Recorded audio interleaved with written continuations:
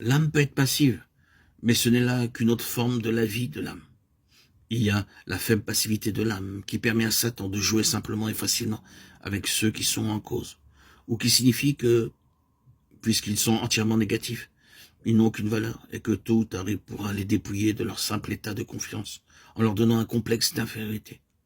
D'autre part, il y a cette passivité plus positive, si nous pouvons associer ces deux termes.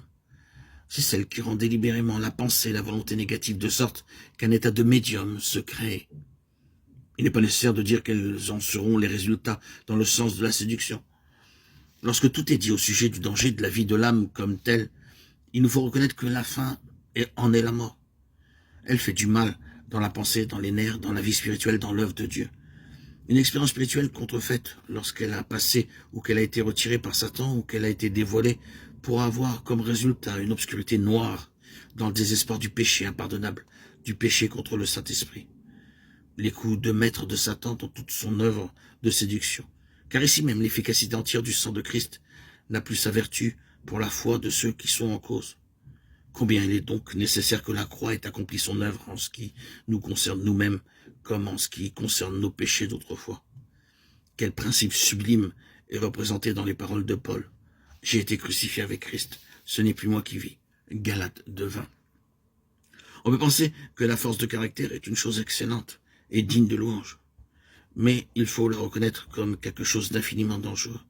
Si celui qui la possède n'est pas un croyant crucifié, en ce qui concerne la vie du moi. Le cœur de l'homme est trompeur, plus que toute chose est incurablement mauvais. Jérémie 17:9. Beaucoup de mouvements ont passé sur cette terre, des mouvements qui portaient le nom de Christ, ils se réclamaient de lui, et des multitudes ont été entraînées dans leur filet.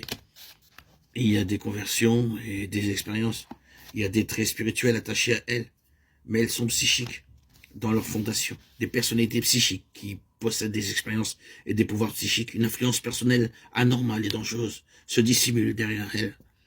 Et un culte se développe au moyen de certaines méthodes établies.